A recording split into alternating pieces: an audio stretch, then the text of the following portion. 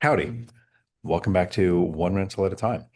I am here with Jim, that grumpy contractor, at the Center for the Blind in Las Vegas at the 2026 One Rental at a Time event. A couple quick housekeeping things. Did you come last year Yes. and the year before?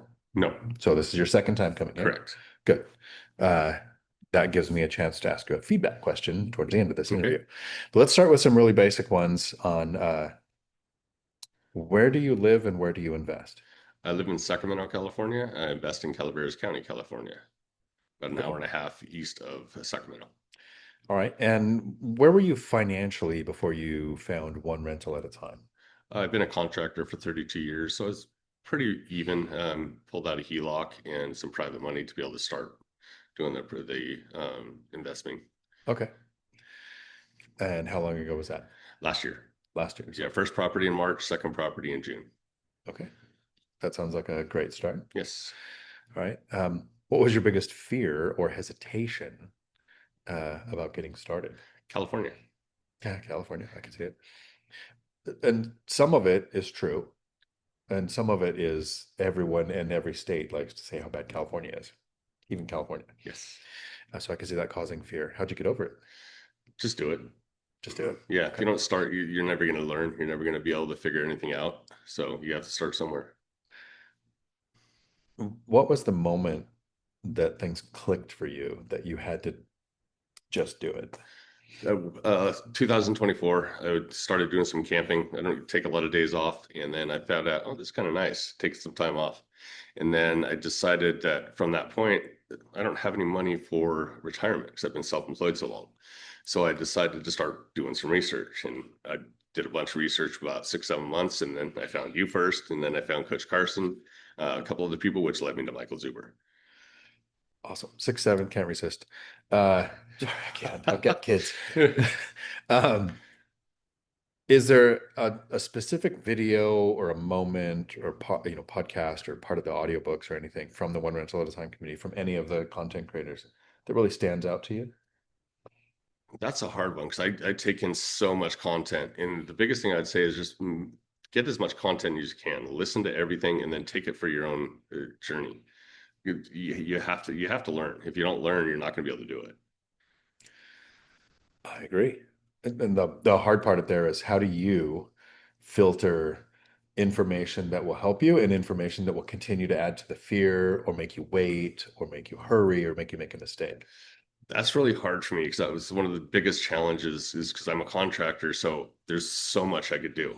Because I started out with glamping, I started out with doing different things, but then the long-term rental part of it seems to me it has to be a foundation. So I wanted to start with long-term rentals, create that foundation. And if I want to, at that point, go into some other investment strategies. My biggest thing is value add. Okay. So that's the first thing I do. And then throughout this one and another other communities I'm in, I'm starting to understand that I really need to push off some of it. So I'm going to the landlording and stuff. I'm going to have property managers for that, and I'm going to concentrate only on the value add part. Okay.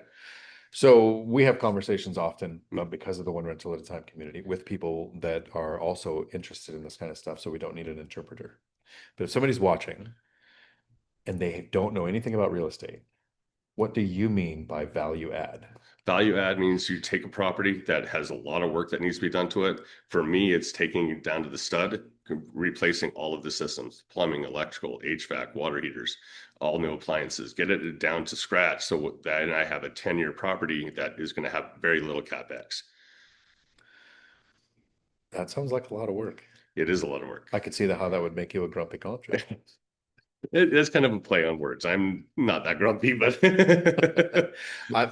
People tell me I'm because I have a serious face. Mhm. I have to make jokes and laugh all the time, so it becomes my personality. So they don't think you're grumpy. Yes. Yeah.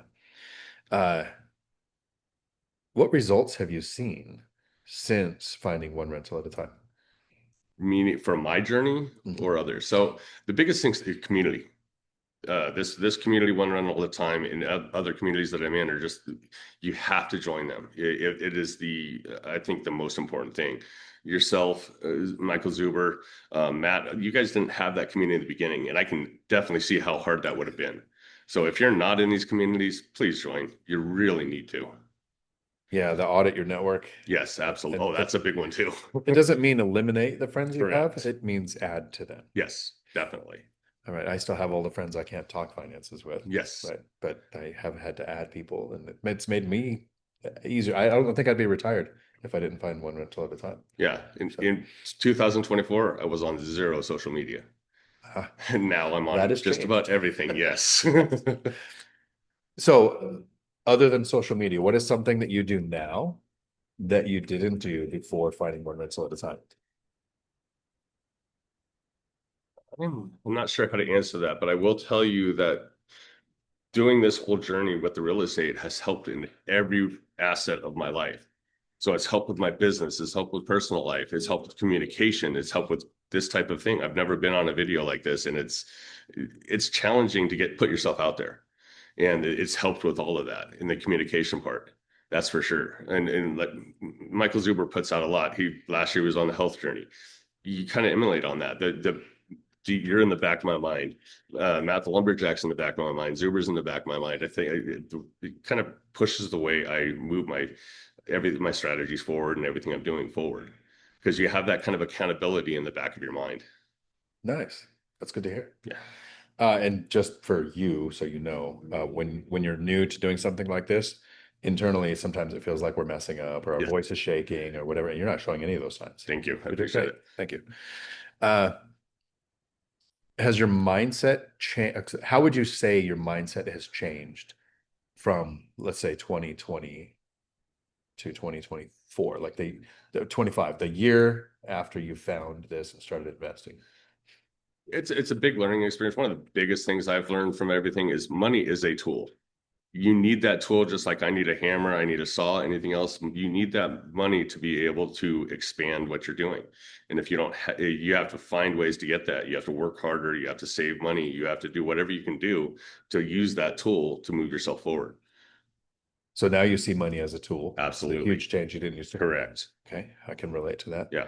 Uh, before starting to invest, what did you think your future looked like? Collecting Social Security, but I'd never retire because I like what I do. I love to travel. So I work straight through for a couple months and then I take a trip. Then I'd work straight through for another 3 months, take a trip. So I figured I would do that and I would just cut back on some of the work, but I don't plan on retiring, but I've listened to you a lot. And you get to that point where you have to find that happy medium in life. That's Okay. for sure. And so you love to travel, but you work to be able to fund it. If you had the assets to fund it, what do you think your future looks like now? I think I would still work, but I would definitely scale back. I am learning to work on my business rather than in my business, and these communities have helped with that a ton. What would you do with your time if you had enough money coming in to where money didn't matter? If money didn't matter, I do have a passion project of glamping. I do because I want to build something from the ground up that is a unique type situation. Okay. So that's a passion project. I would do that first of all. Whether I keep it or not's another story. I might have an operator that runs it, but that's a passion project for me. So I would definitely want to get that done. And then I would travel a lot more because I'm a history nut and I love to scuba dive. So those two things combined, it just peaks for travel. So when you start traveling and you tease me with scuba diving, want a travel partner? Absolutely. Well, my wife's a big travel partner. I wouldn't go in Oh, like oh, in I your would room love. with you, but Oh, yeah, yeah, no, absolutely. That okay. honestly, with you and your brother David, I would love to go diving with you. Okay. That would just That be would a be great. blast. We'll put that on the calendar. Oh, perfect. Nice. And then I'll wrap up here with you've come last year, you came this year. You've interacted with most of the community. What advice would you give if you were in a room alone with Michael Zuper? And so the feedback would be just between you and him. What would you suggest he do? My biggest suggestion for Michael Zuber is let us help you. You have a lot of people in your community that are here and want to help. So anything you need help with, let us know as a community. We're in line. We're ready to do it. It doesn't all have to be on your shoulders, just like when you were starting out. It doesn't have to be on your shoulders. So let us help you. I love that. Taking that note just in case he doesn't watch it all the way through. All right. Well, thank you so much. I hope to see you more and maybe even before next year's One Rental at a Time event, which I believe is happening. Oh, it is. In fact, Michael showed up at a couple of our little meetups in different areas around Vegas, so that was really nice too. Nice. Yeah, Cool. and obviously the Denny's meetups, you guys were there, so it's a blast here, guys. If you're not here this year, make sure you sign up for next. Join that community. It's very important. I love the Denny's meetups Yes, because they're fun. Yes. what gets you is almost anyone can go to a meetup when it's convenient. But if you set it at midnight, when you have to travel to get there, you are spending time with the people who are going to take action. Ciao.